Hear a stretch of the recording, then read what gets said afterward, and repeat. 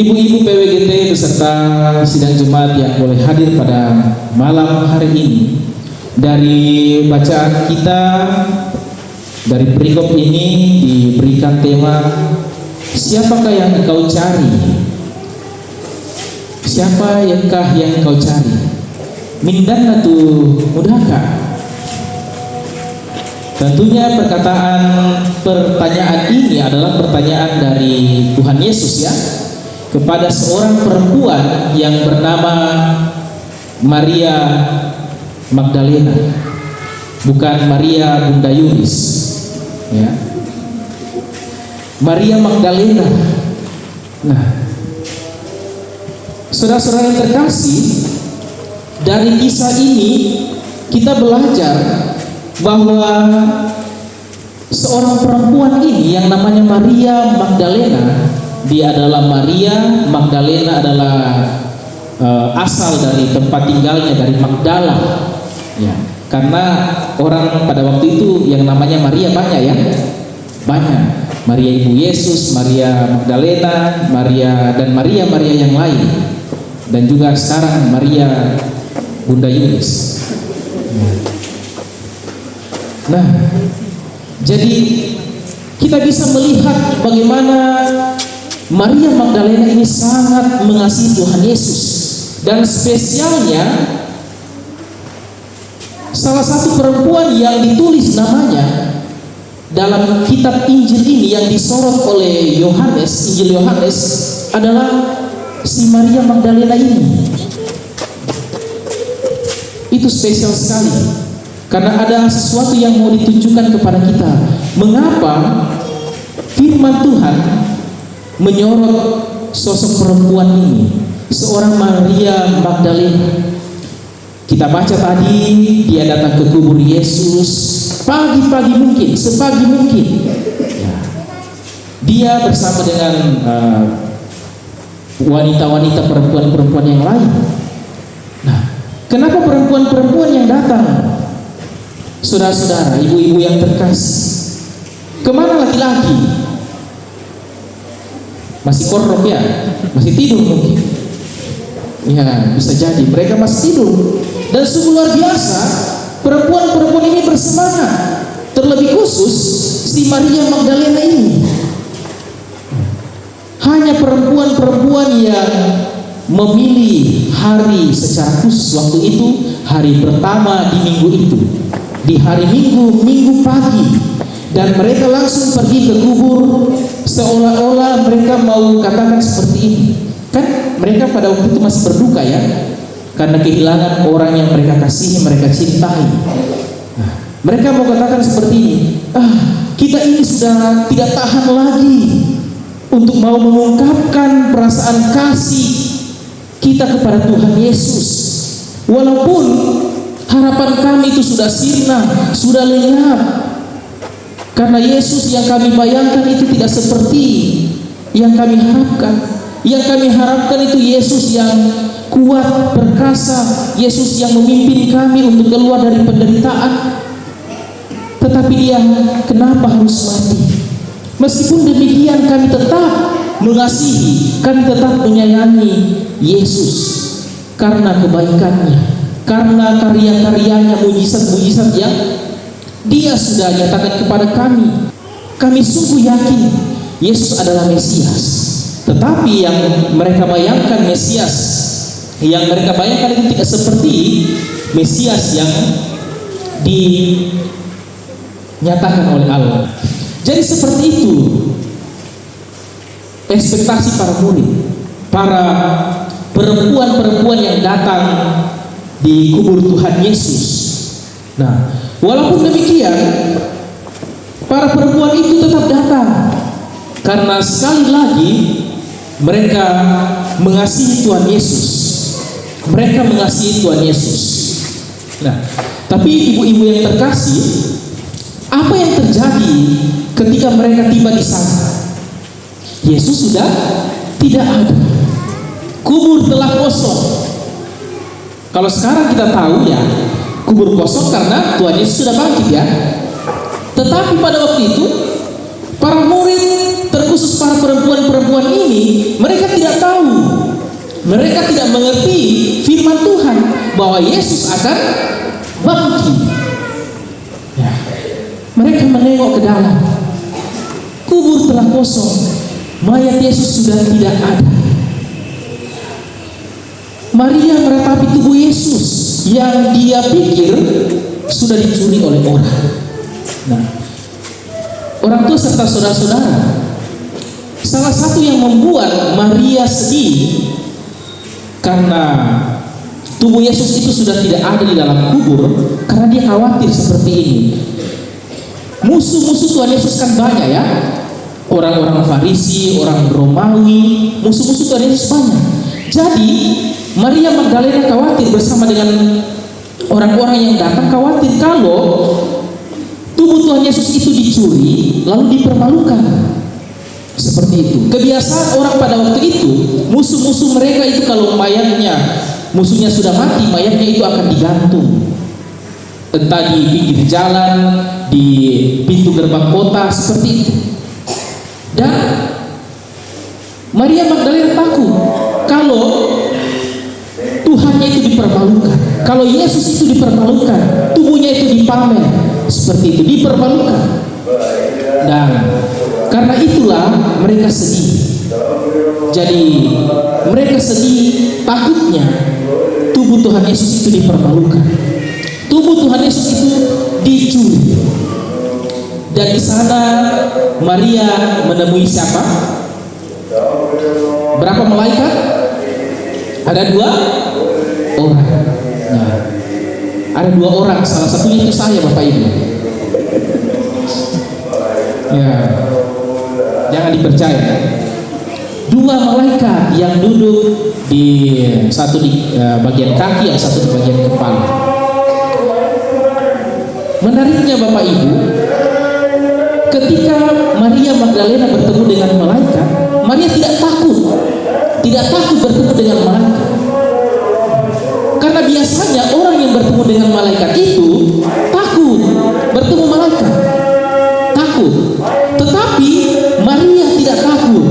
Nah, kenapa Maria tidak takut? Karena Maria sangat diliputi dengan duka cita. Maria sangat diliputi dengan kesedihan, sehingga kesedihannya itu menutupi semua ketakutannya. Jadi kalau orang sedih itu dia sudah tidak mau tahu lagi siapa di depannya, siapa di hadapannya, apalagi dalam duka cita yang sangat mendalam. Betul ya? Ya, betul. Duka cita membuat Maria tidak takut lagi dan dia larut dalam kesedihan. Lalu kemudian lanjut cerita, datanglah seseorang yang ternyata dia adalah Yesus. Dia adalah Yesus yang sudah bangkit. Namun pada waktu itu juga Maria Magdalena tidak tahu bahwa itu Tuhan Yesus. Dan dia salah sangka, bukan? Dia salah sangka bahwa itu adalah penunggu taman, penjaga taman. Nah, Tuhan Yesus juga bisa disalah sangka, punya pengalaman. Mungkin kita juga pernah disalah sangka ya. Dikira mamanya siapa? Mamanya Gusti, ternyata mamanya Riri karena bodinya sama. Ya, atau dikira mamanya Riri, ternyata Mama Tea. Karena 11-12 bodinya. Ya. Nah, Tuhan Yesus juga seperti itu. Jadi jangan berkecil hati bagi kita yang suka disalah sangka orang. Ya, Tuhan Yesus pun disalah sangka oleh si Maria Magdalena ini. Dia kira itu penunggu taman. Nah, mengapa si Maria ini salah sangka? Nah, yang pertama itu karena kesedihannya juga. Mungkin air matanya sudah sangat berlinang, jadi dia kayak kabur-kabur melihat. Tetapi yang kedua, karena bisa saja Tuhan Yesus sudah bersih, sudah tidak ada darah lagi, sudah pakai pakaian yang bagus dan bersinar-sinar, berkilau-kilauan, jadi dia tidak kenal lagi Tuhan Yesus. Tetapi ketika Tuhan Yesus memanggil dia, Maria, disitulah dia sadar bahwa itu adalah Tuhan Yesus yang sudah bangkit. Langsung Maria Magdalena membalas menjawab, Rabuni. Nah, Rabuni artinya guru. Itu dalam bahasa Ibrani. Nah, dari sini kita juga bisa melihat kedekatan Tuhan Yesus dengan Maria Magdalena ini. Jadi ada panggilan khusus kepada Tuhan Yesus, Rabuni, Rabi. Dan secara spontan si Maria Magdalena ini mau menyentuh Tuhan Yesus, mau memeluk Tuhan Yesus, mau menyatakan kerinduannya yang sangat mendalam, kasihnya yang sangat besar kepada Tuhan Yesus, karena dia sudah rindu sekali kepada Tuhan Yesus. Ternyata Tuhan Yesus sudah bangkit. Lalu apa yang terjadi? Apakah Tuhan Yesus mengizinkan Maria untuk menyentuhnya, memeluknya? Ternyata tidak. Saudara-saudara, Tuhan Yesus menegur Maria dengan halus, ya. Tuhan Yesus tidak bilang, Meleko, jangan peluk saya, ya. Tetapi secara halus, ya, secara halus. Jangan engkau memegang aku, jangan engkau memegang aku. Ya. Kenapa ya Tuhan Yesus mengatakan jangan engkau memegang aku? Itu karena kalau kita baca di ayat yang ke-17, di situ jawabannya dikatakan bahwa janganlah engkau memegang aku sebab aku belum pergi kepada apa? Sebab Yesus belum pergi kepada Bapa. Jadi artinya seperti ini. Maria Magdalena ini mau menahan Tuhan Yesus. Perasaan yang paling dalam, dia mau katakan bahwa Tuhan Yesus tinggal saja di sini. Tuhan Yesus, tinggallah bersama-sama dengan kami di dunia ini, di bumi ini. Jangan engkau pergi lagi. Cukuplah engkau mati sekali ini saja, tetapi jangan engkau pergi meninggalkan kami. Itu perasaan Maria Magdalena. Sehingga Tuhan Yesus mengatakan, jangan tahan saya, jangan pegang saya, karena saya harus pergi kepada Bapamu dan juga Bapakku, kepada Allahmu dan juga kepada Allahku. Nah, itu alasan kenapa Tuhan Yesus mengatakan jangan engkau menahan, jangan engkau memegang aku. Jadi siapakah lagi yang harus dicari oleh Maria Magdalena? Sudah tidak ada. Dia sudah bertemu dengan Tuhan Yesus. Siapakah yang kita cari lagi sekarang ini, Bapak Ibu? Tuhan Yesus. Tuhan Yesus sudah bangkit. Tuhan Yesus sudah mengalahkan maut.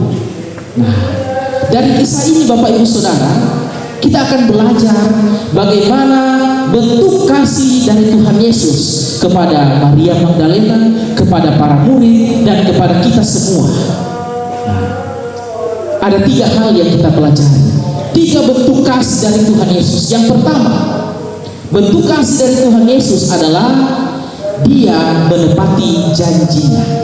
Dia menepati janjinya untuk kembali hadir bersama-sama dengan para murid, bersama-sama dengan Maria Magdalena dan murid yang lain. Saudara ingat, sebelum Tuhan Yesus diserahkan, disiksa dan disalibkan dan mati, Tuhan Yesus sudah pernah berkata kepada para murid bahwa Dia akan pergi. Sesaat lagi aku akan meninggalkan kalian. Tetapi setelah itu aku akan kembali. Jadi Tuhan Yesus mengatakan kepada para murid seperti itu. Sesaat lagi aku akan diserahkan kepada orang-orang berdosa, aku akan mati, tetapi aku akan kembali ke tengah-tengah kalian. Dan itu tergenapi. Tuhan Yesus menepati janjinya bahwa Dia telah hadir kembali. Dia telah bangkit, mengalahkan maut, menyatakan kasih kepada semua orang, membebaskan kita dari dosa-dosa, mengalahkan maut. Dan itu sudah ditepati ketika Tuhan Yesus bangkit, menampakkan diri kepada Maria Magdalena dan kepada para murid melalui kebangkitannya. Itu bentuk kasih daripada Tuhan Yesus. Itu yang pertama. Lalu yang kedua, Dia tinggal bersama-sama dengan para murid dan juga bersama-sama dengan kita semua. Nah, dia tinggal bersama-sama dengan kita. Bagaimana Tuhan Yesus bisa tinggal bersama-sama dengan kita, Bapak Ibu? Apakah secara fisik? Tentu bukan. Kehadiran Tuhan Yesus itu dia hadir melalui Roh Kudus. Mungkin kita berpikir, dan bahkan pikiran itu juga yang dipikirkan oleh Maria Magdalena dan para murid, bahwa lebih baik Tuhan Yesus hadir secara fisik, bukan? Ya. Mereka maunya seperti itu, Tuhan Yesus hadir secara fisik. Tetapi kalau Tuhan Yesus hadir secara fisik, Tuhan Yesus akan terbatas. Dia hanya tinggal di Israel sana. Meskipun dia punya kuasa menghilang sana sini, tetapi kuasanya tetap akan terbatas. Tetapi ketika dia hadir melalui Roh Kudus yang telah ia sudah janjikan, Roh penghibur, Roh yang akan menemani kita, Roh yang akan menginsyafkan kita, menyadarkan setiap orang, yaitu Roh Kudus, maka kuasanya itu akan tidak terbatas. Tidak akan terbatas.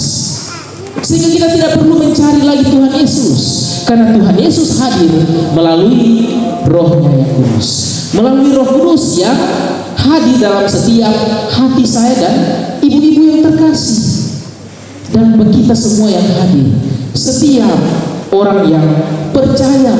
Dan itu yang paling penting, Bapak Ibu. Ketika Roh Kudus bekerja dalam diri kita semua, maka karya Tuhan itu akan lebih lagi luar biasa. Maka karya-karya keajaiban-keajaiban, mujizat-mujizat yang Tuhan katakan ya, yang lebih daripada yang pernah aku lakukan, itu akan nyata juga dalam setiap kehidupan orang percaya. Bayangkan Bapak Ibu, ketika Tuhan Yesus ya telah naik ke surga, dan di zaman kisah para rasul itu adalah zaman Roh Kudus bekerja pada diri setiap para murid. Wah, yang luar biasa.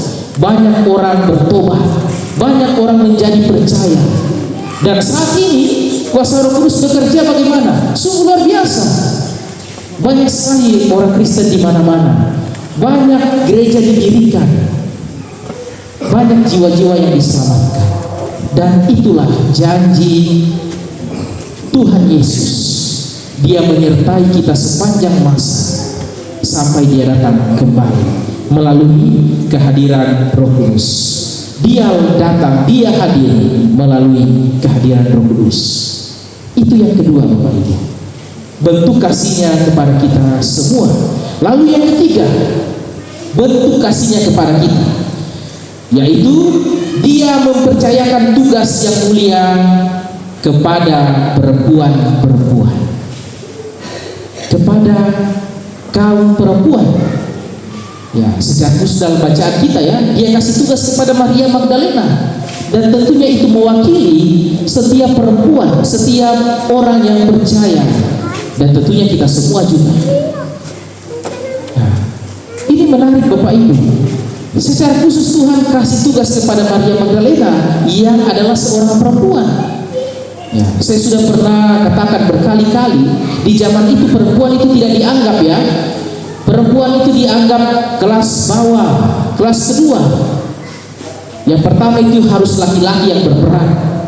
Perempuan itu tidak didengarkan. Perempuan itu tempatnya di mana? Ada 3 ya. Apa itu? Dapur, apa lagi itu? Sumur dan itu sudah. Perempuan dianggap remeh. Bahkan kesaksian, lebih baik mendengar 2 kesaksian dari laki-laki, 2 laki-laki daripada 10 kesaksian perempuan pada waktu itu. Bayangkan perempuan itu dimarginalkan, dipinggirkan. Tetapi sungguh luar biasa, Tuhan Yesus membongkar batasan-batasan itu. Tuhan Yesus mengutus Maria Magdalena dan mengutus setiap kita yang hadir, khususnya ibu-ibu PWDT, untuk menyampaikan kesaksian bahwa Tuhan Yesus telah bangkit. Kita ditugaskan semua untuk menyampaikan berita Injil, berita sukacita, berita pembebasan bagi setiap orang di luar sana, bahwa Yesus telah menebus dosamu dan dosaku. Ini kepercayaan Bapak Ibu. Kepercayaan itu sangat mahal, yang harus kita jaga, yang harus kita pegang, yang harus kita jalankan. Tuhan sungguh percaya kepada kita semua Bapak Ibu untuk menjalankan amanat agung, misi Kristus di tengah-tengah dunia ini. Itu bentuk kasih Yesus kepada kita semua, ibu-ibu yang terkasih beserta jemaat yang hadir. Inilah cara Tuhan mengasihi kita. Sungguh luar biasa. Jadi pertanyaan tentang siapakah yang engkau cari itu sudah tidak ada lagi. Sudah dijawab.